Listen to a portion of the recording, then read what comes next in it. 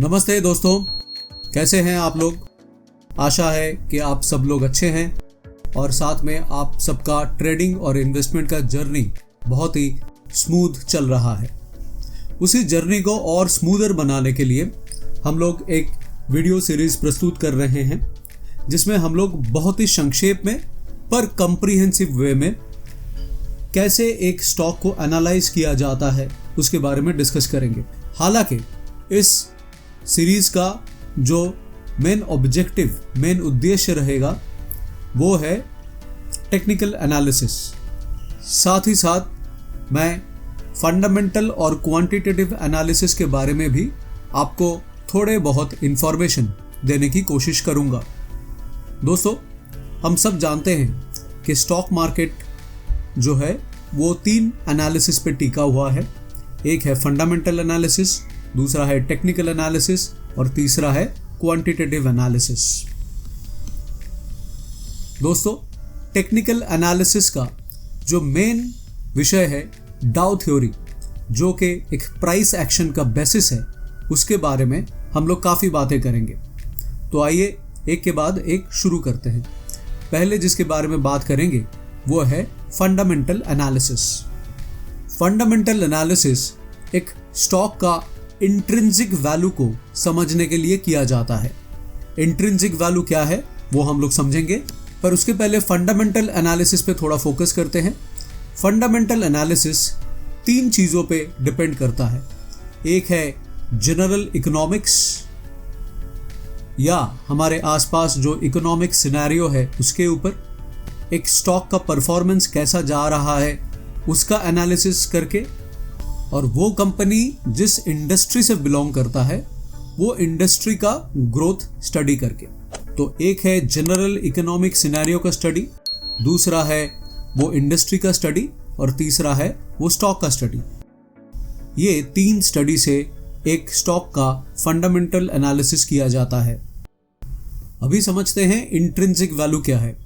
Intrinsic value वो है जो एक्चुअली कोई स्टॉक का रियल वैल्यू है, मतलब उसका शेयर मार्केट में जो भी वैल्यू हो, लोग उसके लिए जो भी वैल्यू देना चाहे, पर उसका as per calculation real value क्या निकलता है वही है वो स्टॉक का intrinsic value. Now fundamental analysis क्या करता है?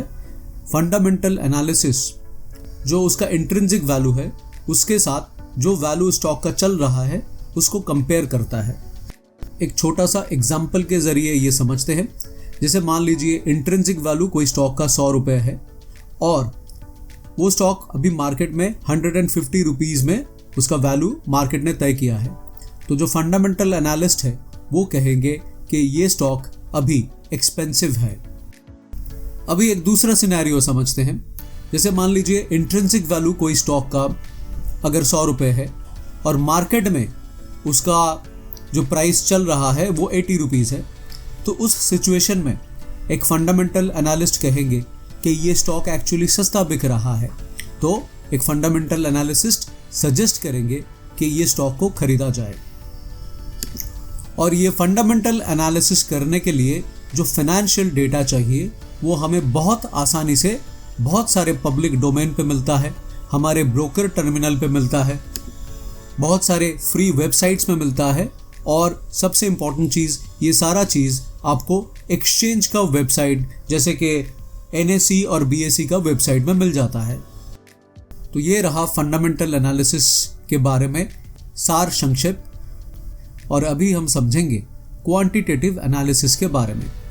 क्वांटिटेटिव एनालिसिस कुछ इस तरीके से किया जाता है जहाँ पे काफ़ी सारे मैथमेटिकल और स्टेटिस्टिकल मॉडल्स अप्लाई किया जाता है टू अंडरस्टैंड कि वो स्टॉक का एक्चुअल प्राइस क्या होना चाहिए वो समझने के लिए। प्राइस और वॉल्यूम 2 चीज़ है जो कि एक क्वांटिटेटिव एनालिसिस में इस्तेमाल किया जाता है। क्वांटिटेटिव एनालिसिस में 3 तरीके का नॉर्मली प्रोसेस यूज़ होता है। एक है स्टैटिस्टिकल आर्बिट्राज, दूसरा है एल्गो ट्रेडिंग और तीसरा है high frequency trading. Quantitative analysis एक ऐसा टूल है जिसमें काफ़ी सारे बड़े फर्म अपने डिसीजन मेकिंग में यूज़ करते हैं और नॉर्मली बड़े बड़े फाइनेंशियल हाउसेस और हेज फंड्स उसको इस्तेमाल करते हैं, क्योंकि इसमें काफ़ी सारे कंप्यूटेशनल डेटा एनालाइज किया जाता है। नाउ इंटरेस्टिंग बात यह है कि आज हमारे पास डेटा, इंफॉर्मेशन, इंटरनेट बहुत आसानी से होने के कारण आज के डेट में काफ़ी सारे रिटेल ट्रेडर भी क्वांटिटेटिव एनालिसिस के तरफ बढ़ रहे हैं और अपना जो डिसीजन है उसको क्वांटिटेटिव एनालिसिस के ज़रिए समझ के उस डिसीजन को ले रहे हैं। अभी समझते हैं टेक्निकल एनालिसिस क्या है। टेक्निकल एनालिसिस है कि पास्ट में जो हमारे पास डेटा अवेलेबल है, जो प्राइस का मूवमेंट है, उसको कैलकुलेट करके फ्यूचर में हम लोग कैसे वो मूवमेंट को प्रेडिक्ट कर पाए, उसी को टेक्निकल एनालिसिस कहते हैं। ये हमें दो चीज़ों में मदद करता है। एक है स्टॉक में कब एंट्री किया जाए और दूसरा है वो स्टॉक में स्टॉप लॉस कब लिया जाए। ये दोनों चीज़ में टेक्निकल एनालिसिस बहुत फ़ायदेमंद साबित होता है। टेक्निकल एनालिसिस का सबसे बड़ा जो एडवांटेज है वो है ये एक यूनिवर्सल टूल है और कोई भी एसेट क्लास में, कोई भी टाइम फ्रेम में और दुनिया के कोई भी फाइनेंशियल इंस्ट्रूमेंट में इसको इस्तेमाल किया जा सकता है।